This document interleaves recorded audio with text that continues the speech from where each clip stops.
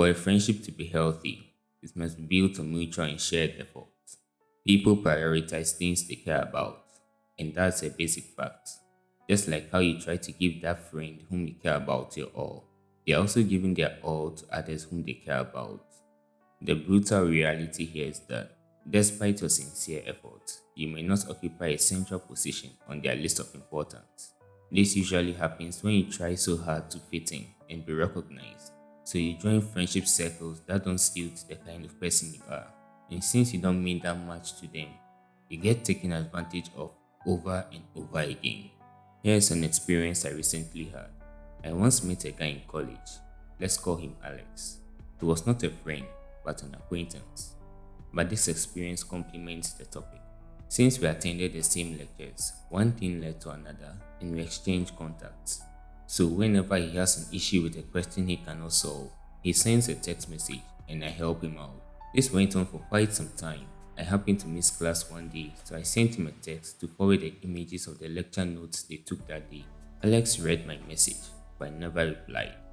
That was a first, so I assumed it slipped his mind since things like that do happen. Sometime later, I received a message from him requesting help with a question. I helped him once again and later reminded him about the lecture note, but he left me unread. I decided to give him the benefit of the doubt, so I never once questioned him about it when we met on campus. Fast forward, I missed lectures once again and texted him requesting the lecture notes, but he left me unread. That was when I concluded on what was going on. Alex was taking me for a fool. Interestingly, he later requested my assistance, and I also left him unread, not to get back at him, but to let him know that I was aware of what he was doing. He never sent a text ever since. We still meet on campus, but we never exchange words. I don't try to avoid him either, because we weren't close to begin with, and I'm not the one requesting help all the time. The point of sharing this experience is to show you that friends who take advantage of your kindness, time, and energy all have one thing in common: shamelessness. It's a major sign among all friends who take you for granted. Shamelessness is a quality that is associated with an evident lack of sensitivity to ethical or social norms. It manifests in behaviors that disregard common expectations of decency, morality, or consideration for others. People who are shameless act without remorse or guilt, so they only reach out when they need something. They badmouth you to others, and they shame you especially in front of others, all in the guise of they are just joking. Alex had no shame in requesting my assistance, despite ignoring mine, because he never cared in the first place. Friends who don't see your value will leech off your effort, but once they need something, they disappear. But then they later return to squeeze you dry, then disappear once again. You don't matter to them, you never did. There was a survey conducted in 2011 involving 18,000 participants. The purpose of that survey was to find out how common toxic friends are. According to the survey results, 84% of participants acknowledged the presence of at least one toxic friend who introduced negativity into the relationship through actions such as trash talking, backstabbing, or being judgmental. The survey identified the top 5 categories of toxic friends based on participant responses. The narcissist.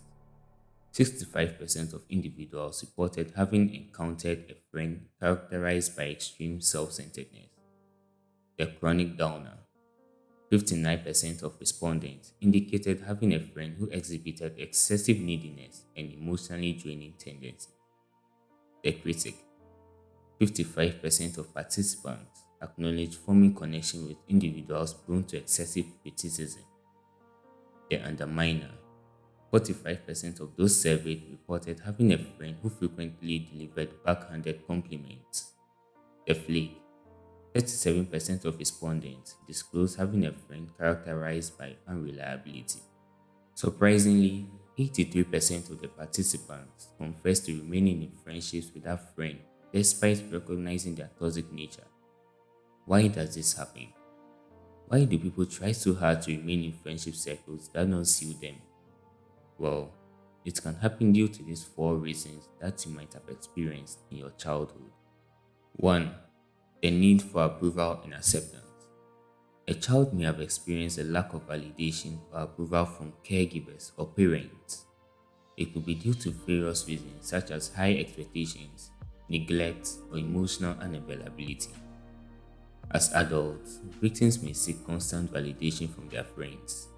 The desire for approval can lead them to engage in toxic friendships as they prioritize acceptance over the quality of the friendship. For example, imagine you have a friend who constantly makes fun of your interests or hobbies. You really like drawing, but this friend says it's ridiculous. Despite feeling bad about their actions, you laugh along because you want them to accept it. You are putting their approval over staying true to yourself. 2. Low self esteem. Negative experiences like bullying, criticism, or a lack of positive reinforcement can contribute to low self esteem during childhood. People with low self esteem may feel unworthy of healthier friendships. The toxic environment might align with their self perception, reinforcing a negative cycle where they accept toxic behavior as something they deserve. For example, if someone in your friend group always makes fun of you about your appearance or grades, you accept it without standing up for yourself. It might be because you feel like you deserve it. Low self esteem can make you think you are not worthy of better treatment. 3. Fear of rejection. Experiences of rejection or abandonment during childhood can instill a deep seated fear of being alone or unwanted. This fear can drive victims to stay in toxic friendships because the prospect of being without friends triggers anxiety and reinforces the belief that any connection is better than none. For example, you are friends with people who usually make fun of others who are different. Deep down, you disagree, but you are scared of being rejected if you voice your opinion. So you go along with it to fit in, even though it goes against what you believe is right. 4. Lack of social skills. Limited exposure to positive social interactions or insufficient development of social skills during childhood can hinder the ability to form healthy connections. People lacking social skills may struggle to identify and establish positive relationships. As a result, they might settle for toxic friendships, not recognizing healthier alternatives due to a limited understanding of what forms a healthy relationship. For example, you join a new friend group and they seem cool, but you notice they gossip a lot. Not knowing how to navigate this, you start gossiping too, thinking it's the way to bond. You might not realize there are better ways to connect with people without spreading negativity. Now that you are aware of the causes, how can you avoid friends who aren't meant for you? Well, first of all, limit contact with that friend. Instead of abruptly cutting off communication, consider a gradual reduction in contact. It can help you adjust and allow for a smoother transition. If you spend time together in person, find ways to create physical boundaries. For example, choose different seats in group settings or avoid one-on-one situations. This physical separation contributes to the gradual reduction in contact. Secondly, learn to trust your intuition. Your intuition is usually spot on whenever you encounter a weird situation, but more often than not, you ignore them and throw them out the window. Pay attention to your emotional responses when interacting with others. If you consistently feel uneasy, stressed, or uncomfortable around someone, your intuition might be indicating a potential issue. Positive feelings of comfort and ease can also be indicators that a friendship is healthy and supportive. While your intuitions are valuable, it's also important to balance them with rational thinking. Consider both your gut feelings and logical assessment to make well-rounded decisions about friendships. Lastly, expand your social circle. Engage in activities or hobbies that genuinely interest you, whether it's joining a club, taking a class, or participating in community events. Doing what you love can lead to connections with like minded individuals. If you're an introvert, you don't have to force yourself to attend large parties or large gatherings just to make new friends. Chances are you might not even click with the people you meet there since you both have polar opposite personalities. Try methods and strategies that work for you. And like I said before, you'll be sure to meet like minded individuals when doing the things you love or visiting places of your interest. So the next time that friend makes you feel like you're not good enough, Remember that you don't need to be their kind of cool to be recognized.